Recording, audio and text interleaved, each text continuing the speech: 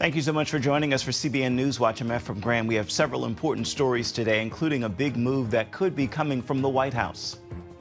The Biden administration set to make major changes in federal law that could affect the definition of gender and allow biological males into places set aside for females. All of those spaces, whether it's athletics, locker rooms, bathrooms, single-sex admissions, or dormitories, would all be thrown open to individuals who identify as girls and women, regardless of what their biology is. Critics warn these changes could affect privacy and destroy women's sports.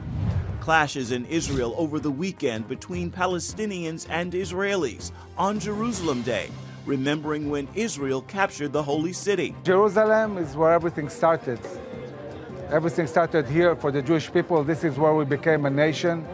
This is the capital of our nation, that all the tribes of Israel united around it. We'll look at the importance of Jerusalem to Jews and how some countries still want to divide it. And as computers become more and more advanced, what impact will they have on religion and faith? We have these machines emerging, and people are beginning to worship those machines. There's actually an AI church now. There's another technology specialist who said if this thing can go 1 billion times faster than the human brain, this machine, then the only thing that we can call it is God. We'll hear about the potential dangers from artificial intelligence. All those stories and more ahead today on CBN NewsWatch. This is CBN NewsWatch. We begin this half hour with a potential big move from the White House. This year marks 50 years since the Title IX became federal law. And now, under the Biden administration, it's facing major changes. Supporters say it's about expanding rights for students, but critics say it will destroy women's sports, privacy, and more. CBN's Jenna Browder brings us the story now from Washington. Major changes are coming for Title IX, the federal law that protects girls' and women's rights in education. The Biden administration wants to change the way schools respond to sexual misconduct on campus and codify protections for LGBTQ students by changing the definition of sex. This is where it gets sticky for women's sports, right? Right.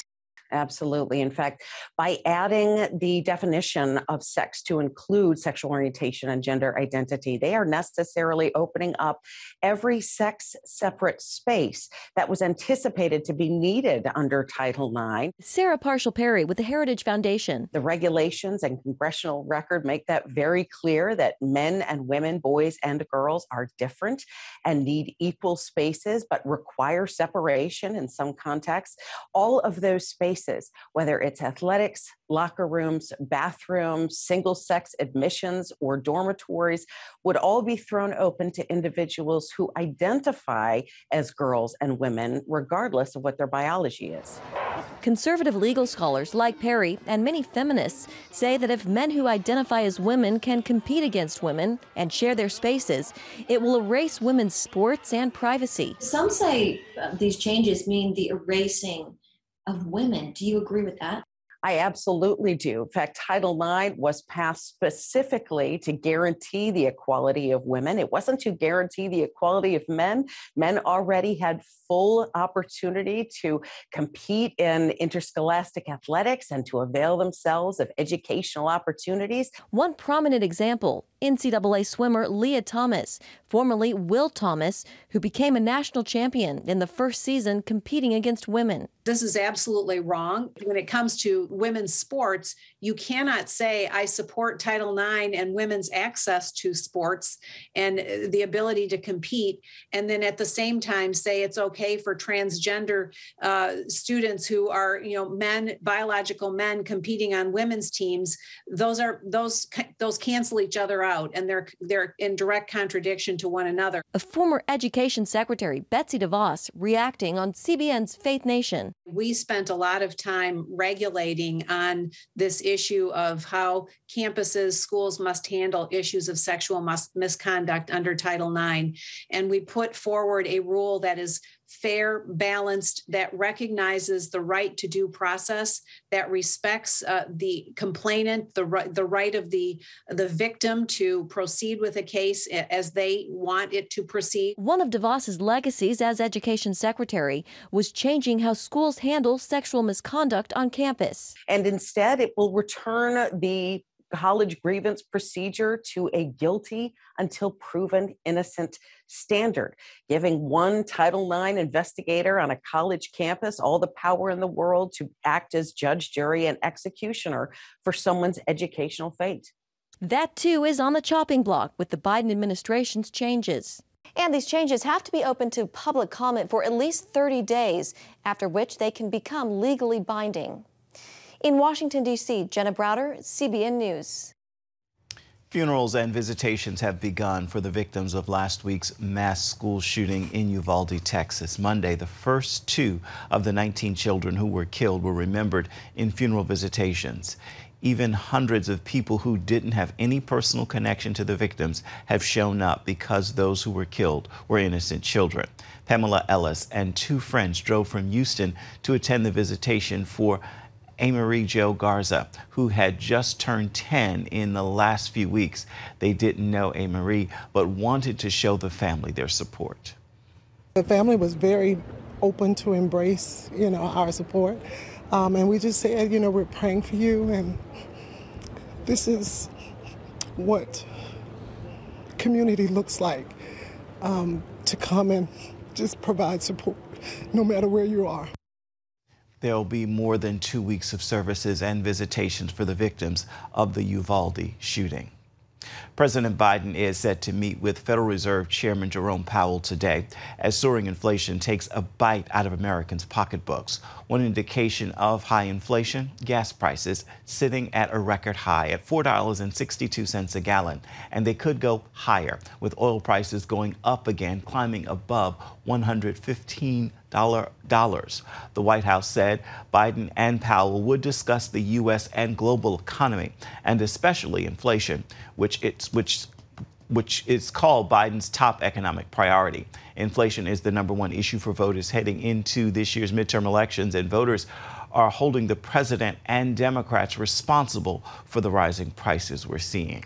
I want to turn now to Israel. Tensions in Jerusalem over the weekend. Israelis waved flags in support of their country and clashed with Palestinians. Despite some violence, there were no major incidents. The conflict came as Israel celebrated Jerusalem Day, marking the time when Israeli troops captured the city after it was held by foreign powers for more than 2,000 years. Chris Mitchell explains why the holiday is so important to Israel. Jerusalem Day is marked by flags and marches by thousands of Israelis throughout and around the Old City. Many say the heart and soul of the Jewish people is Jerusalem, and the heart of Jerusalem is the Temple Mount. During the 1967 Six-Day War, when Colonel Mate Gore said, "The Temple Mount is in our hands," it reverberated through the Jewish people around the world. Jerusalem is where everything started. Everything started here for the Jewish people. This is where we became a nation. This is the capital of our nation, that all the tribes of Israel united around it. Jerusalem is mentioned so many times in our Bible, And when people pray, they pray to Jerusalem. For us, it's really the focal point, really the place where every Jew feels that this is home. Retired General Amir Avivi founded the Israel Defense and Security Forum, an organization dedicated to the protection of the Jewish state. A major step for that security, he believes, is more nations moving their embassies to Jerusalem, like the U.S. did in 2018. His group honored the nation of Kosovo for moving theirs more than a year ago. It has been almost more than a year, I can say, that we established our diplomatic relations with Israel. And since that day, our relations went strength to strength. Yet, while some nations have recognized Jerusalem as Israel's capital, other countries advocate for the so-called two-state solution. That proposal would divide Jerusalem and give the eastern half of the city, including the Temple Mount, to the Palestinian Authority. You can't take a jewel and divide it. This is a jewel and needs to remain whole. I think that when people say we want to divide Jerusalem or we want to take the holy sites, they're not talking about a two-state solution. They're talking about destroying the soul of the Jewish people. And we will never, never let this happen. Jerusalem's deputy mayor told CBN News the Jewish people have longed for the city for millennia. To the Jewish people, is return to Zion is, we prayed for it for thousands of years. We were here physically, but we didn't have control of the city. And when we didn't have control of the city, we were barely allowed to worship freely. We were barely allowed to be here. And so to return as a free people, to rebuild the new city and the old city, to preserve the beauty of our heritage, and to bring worshippers from all around the world, pilgrims such as our Christian friends from all corners of the world here, so that they can pray also in the Christian sites.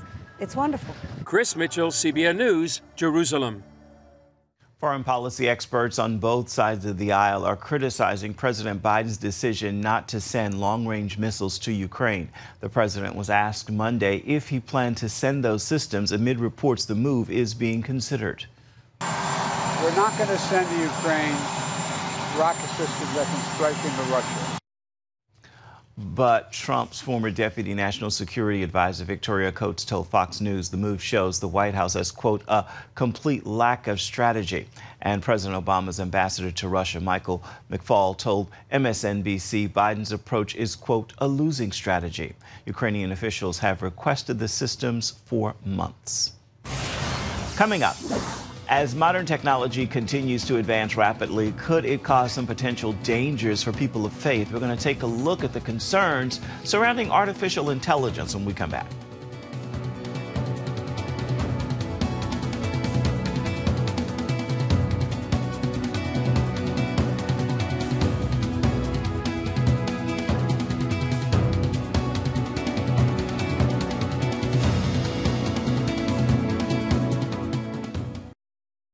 One of the most important progressions of recent years is the rapid developments in technology. High tech and artificial intelligence are fast becoming a big part of our daily lives, including household robots, as people spend more time every day with their smartphones, their computers, Alexa or Siri.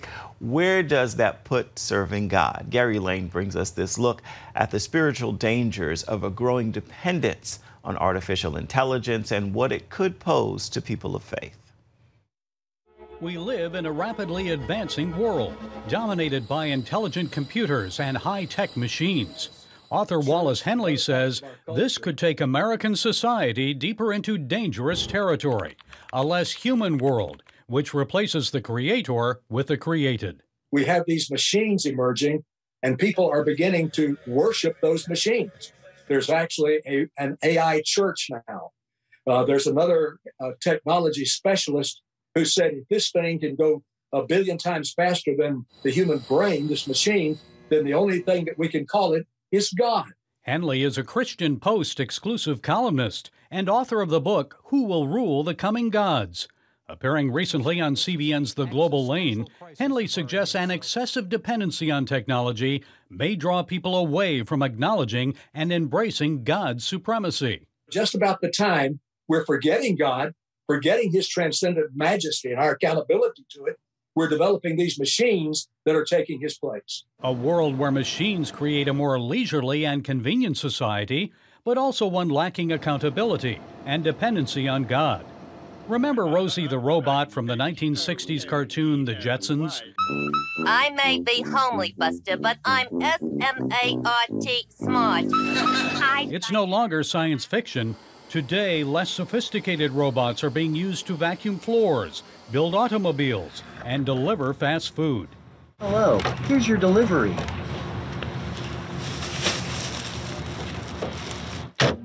And meet Amazon's Astro, a robot that monitors your home and follows you from room to room. Think of Alexa on wheels. A robot? Yes. What are we going to do with a robot? I kind of like having information at my fingertips in the palm of my hand, and I look forward to getting a robot someday that will mow my lawn, maybe even fix the plumbing. Anything wrong with that? When should I become morally and spiritually concerned? There's nothing wrong with that. as long as we understand the utility of it. I'm thankful every time I go to a doctor and they have to probe me, and instead of opening my body and doing exploratory surgery, they can stick something inside of me and find out what's wrong. I like that. That's great. That's much better.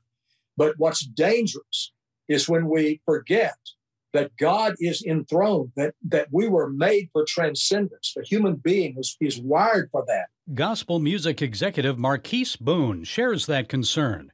He created JC, a computer-generated AI gospel music artist.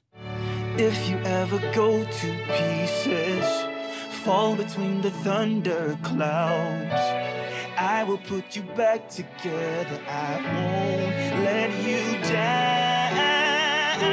Boone suggests non-human techno singers like JC can be used to point music fans back to God. We enjoy personalities, we enjoy their music, but we start to really idolize them. We start to really believe that these people are almost like gods, and that's not the goal of God, is to have us to redirect them only back to Him for worship, not to make it about us. Henley believes America's founding fathers understood the importance of divine accountability. They said we're endowed by our Creator with certain unalienable rights. And whenever we don't understand that, then the state becomes dominant and the utility becomes the most important thing. And he says when that happens, society changes for the worse. The slave era is just one example when human beings were treated as property. Henley believes the mindset is repeating itself in America today. People are being used without fellowship, without the bond that God wants us to have in relationships. He urges us to be on guard and aware of the standing that we give to God and technology in our life. When we come to giving ourselves so completely, without knowing it, to the machines, we're in dangerous territory. St. Augustine said, the human heart was made by God and for God, and only God can fill it. Gary Lane, CBN News. Still ahead, sadness, despair, depression are all widespread in America today. Mental health is a top issue after the recent mass shootings once again. CBN medical reporter Lori Johnson speaks with an expert about what's causing this epidemic of mental difficulties. We'll hear from him right after this. The school shooting in Uvalde, Texas is once again raising concerns about mental health among teenagers. A third of high schoolers say they have felt persistent sadness or hopelessness, and 1/5 say they have seriously considered suicide. Adults are also reporting record numbers of depression and anxiety. CBN medical reporter Lori Johnson spoke to a mental health expert who says several things contribute to today's mental health crisis, including physical issues like not getting enough sleep and behavioral concerns such as isolation and too much social media. The biggest issues with social media is it tends to project a false image of reality, and by doing that, we've got, as consumers of information, this appearance of a life that's really not true to reality. And so as teenagers observe social media, and certainly it's teenage girls who tend to consume the most social media, they tend to start to compare their own life to this false image of lives that they're engaged with online. And again, we know that true life has many ups and downs, but with social media, it's this projection of perhaps only good things that someone's experiencing, and so someone else who's observing that consistently is thinking, how come their life is so great and mine's so difficult? And it's really a false sense of reality that I think is difficult for teenage brains to digest. And really not just teenage brains, but even adults can struggle with mental health issues that are directly related to social media, and not just the comparing of yourself to other people's lives that look so great, but also the negativity. And I'm talking especially about Facebook and the fomenting of hate and these negative emotions. Can you talk about that a little bit? Yeah, absolutely. It's really interesting how, as a society, we've certainly lost a lot of decorum as it comes to conversation, right? We see that for whatever reason, it's like behind this veil of secrecy, which isn't necessarily so secret online anymore, but yet people feel like they can just freely attack one another and say just terrible things, which certainly has a compounding effect on people, especially the most vulnerable, when they come under this attack and don't feel like they have the support that they need. It can really be weighing them down mentally and emotionally, and spiral into states of depression. Dr. Martin says people struggling with anxiety, depression, and suicidal thoughts should seek professional help, adding although the U.S. is currently experiencing a severe shortage of mental health professionals, telemedicine can often bridge the gap. You can watch the entire interview on Healthy Living with Lori Johnson on the CBN News Channel tonight at 8:30 Eastern, or you can download the CBN News app and watch it there. When we come back, we'll have an encouraging word for your Tuesday. Stay with us. Time now for your Tuesday Tweetable. This is a message I hope will inspire you and move you to post, tag, tweet, and share it with those in your personal circles.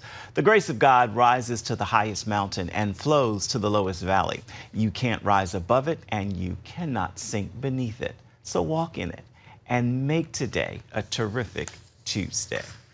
Well, that is going to do it for this edition of CBN NewsWatch. I want to remind you can always find more of our news programs on the CBN News Channel. You can find them there at any time, as well as online, cbnnews.com. We'd love to know what you think about the stories you've seen here today or any day. You can email us, newswatch@cbn.com. And, of course, you can reach out and touch us on Facebook, Twitter, and Instagram. We would love to hear from you. We look forward to seeing you right back here, same time tomorrow. Make it a terrific Tuesday. Goodbye and God bless.